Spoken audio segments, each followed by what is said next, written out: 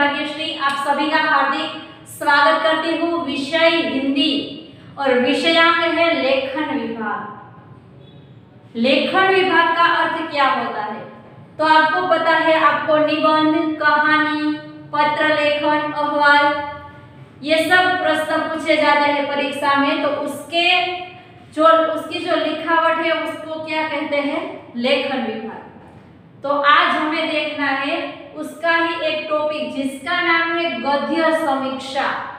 गद्य यानी कि एक पैराग्राफ दिया गया होता है और उसके आधार पर नीचे उसके प्रश्न पूछे जाते हैं और वे जो प्रश्न लिखे होते हैं उस प्रश्नों के उत्तर है वे आपको उसी पैराग्राफ में से ढूंढकर उसको लिखना होता है, तो उसे बोलते हैं गद्य समीक्षा। यहाँ पे संक्षेपीकरण नहीं बोलते हैं, लेकिन इसको क्या कहते हैं, गद्य समीक्षा। जो संक्षेपीकरण होता है वे इसके अलग है, तो उसको यहाँ ये नहीं समझने की आप गलती मत करना।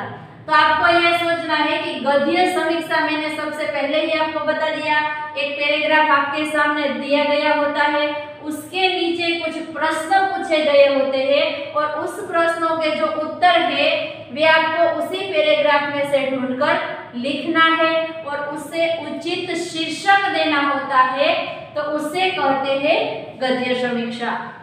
तो छात्र, हम जब गद्य समीक्षा करते हैं तो हमें कौन सी बातों का ख्याल रखना चाहिए, कौन सी ऐसी चीज है जिसकी हमें चूक नहीं करनी चाहिए, कौन सी बातें हमें ध्यान रखनी है।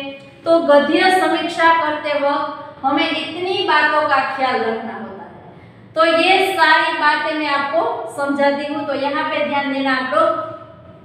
सबसे पहले है कि गद्य खंड पर पूछे गए प्रश्नों को ध्यान में रखकर गद्य खंड को 1-2 बार ध्यान से पढ़े।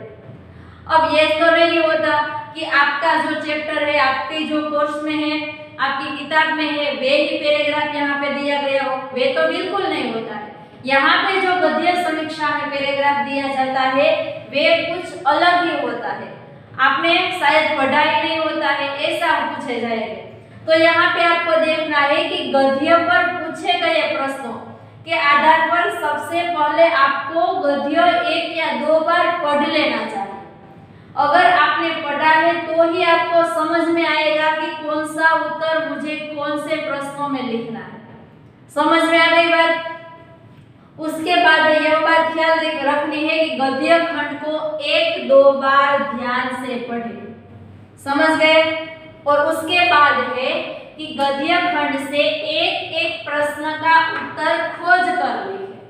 एक प्रश्न यानी कि गद्य खंड के नीचे जो प्रश्न दिए जाते हैं तो उस प्रश्न को आपको देखना है, पहला लिख लिया, उसके बाद दूसरा, तीसरा, चौथा, इस प्रकार लिखना है। ऐसा नहीं पहला लिख लिया बाकी सब छोड़ दिए, हमें तो नहीं आता, ऐसा कुछ नहीं करना है। अभी भी आप लोग ऐसा ही करते हो, अगर आपको क्वेश्चन नहीं आते आप लोग छोड़ देते हो और आप ऐसा लिखते हो, मुझे नहीं आता, और गुजराती होता है लिखते हो मने नहीं आता, तो ये कोई आपका जवाब नहीं होता है। तो आपको एक प्रश्न का उत्तर खोजकर इसमें से लिखना है।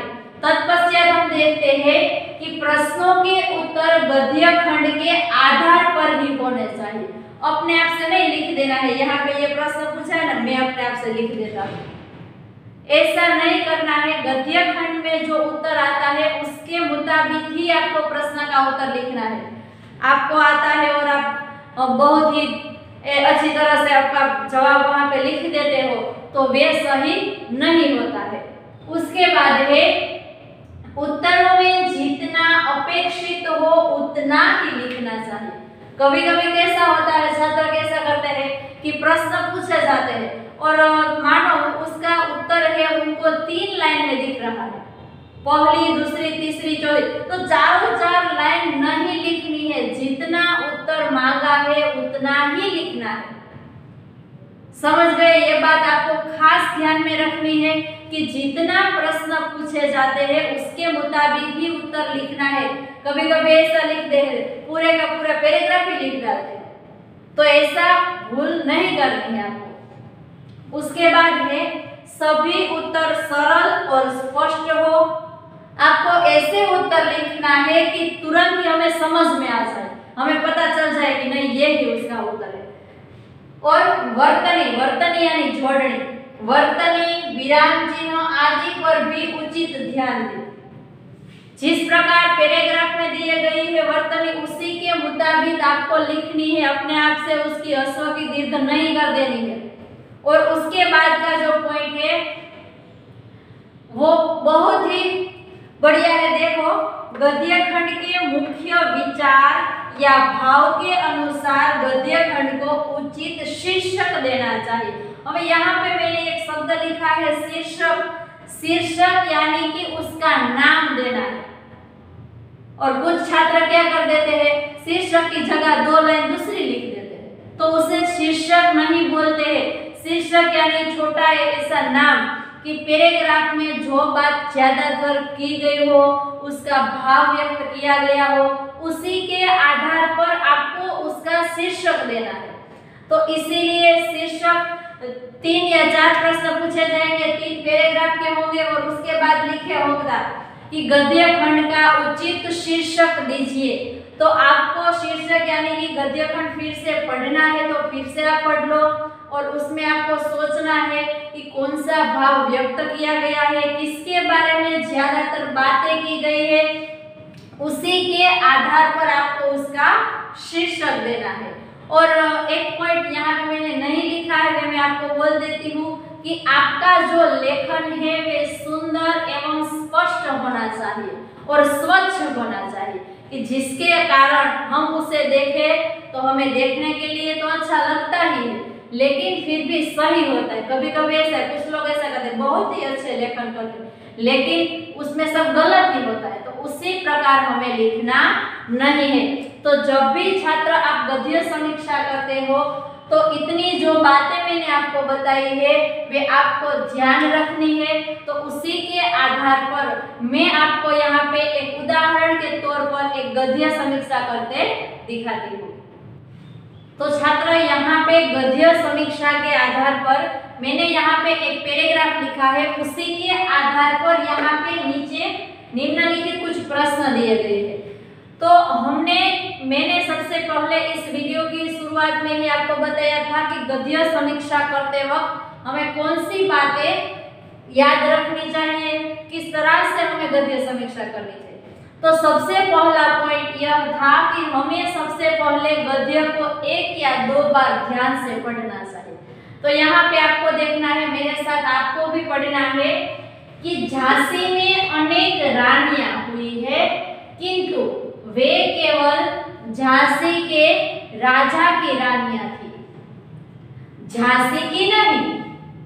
झांसी की तो केवल एक ही रानी थी, जिसे लक्ष्मीबाई के नाम से पढ़े लिखे लोग जानते थे।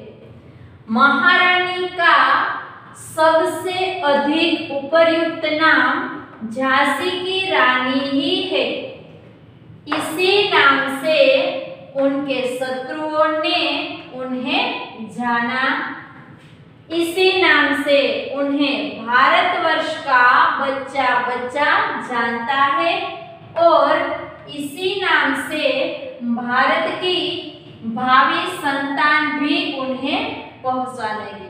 तो छात्र, अगर आपको एक बार में यह गद्य समझ में नहीं आता है तो आपको दूसरी बार उसे पढ़ना है कि यह गद्य है ज्यादातर किसके बारे में बात कर रहा है, किसके आधार पर इसका वर्णन किया गया है। हमने गद्य पढ़ लिया, उसके बाद जो नीचे निम्नलिखित प्रश्न दिए गए हैं उन सभी का जो उत्तर है हमें इसी गद्य में से मिलने वाला है। तो हमें यह ढूंढना है।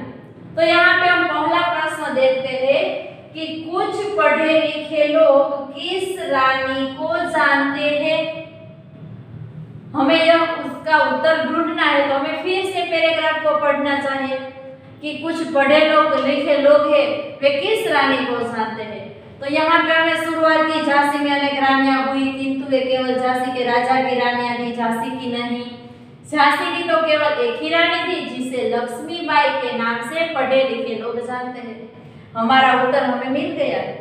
क्या है कि पढ़े लिखे लोग जानते हैं, किसे जानते हैं, किस नाम से जानते हैं, लक्ष्मीबाई।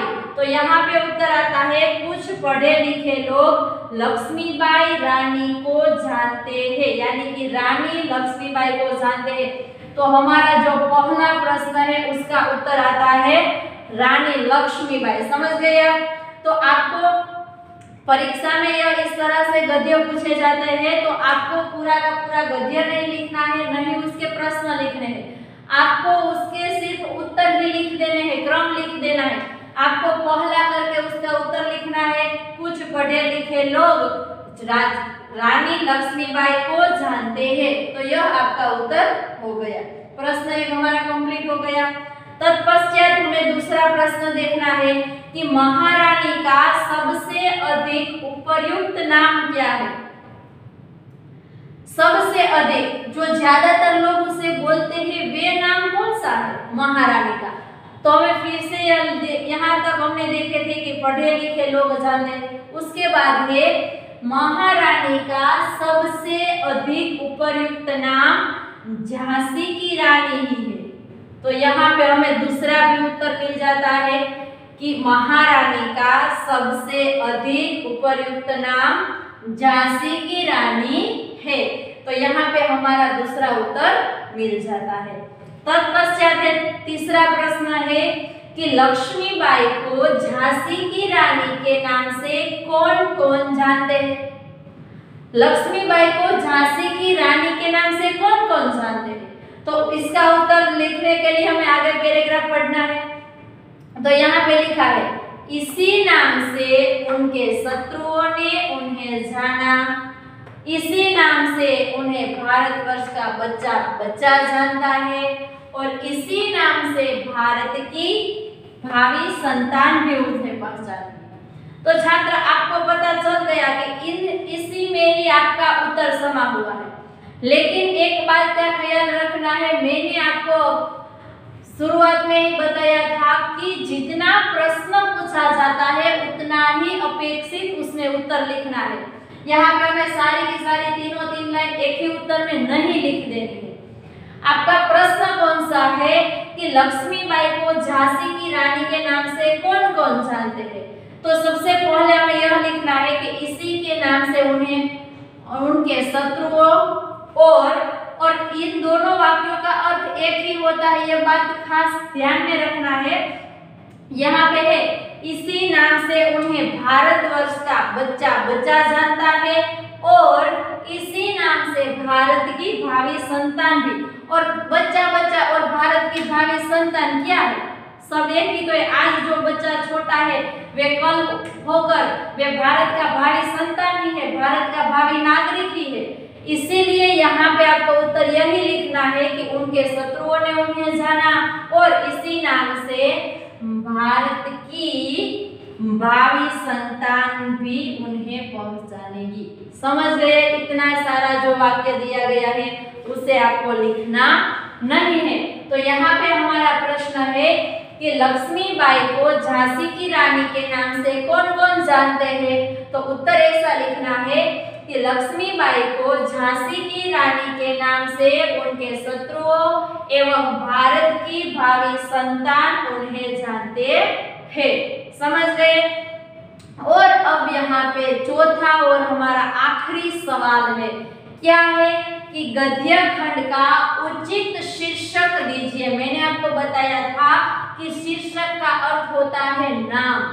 हमें इस गद्य पढ़ा, इसके बारे में सुना, इसके भाव को सुना और ज्यादातर हमें यही पता चला कि इसमें किसकी बात की गई है। तो अब इस गद्य खंड का उचित शीर्षक आपको पता चल ही गया है, फिर भी मैं आपको बता देती हूँ कि इस गद्य खंड का योग्य शीर्षक महारानी लक्ष्मीबाई अगर आप रखें तो भी गलत नहीं होता, या झांसी की रानी लक्ष्मीबाई या झांसी की रानी लिखे तो भी वे सही होता है। तो इस गद्य खंड का उचित शीर्षक क्या होता है? झांसी की रानी, और अथवा ऐसा लिख देते हैं महारानी लक्ष्मीबाई।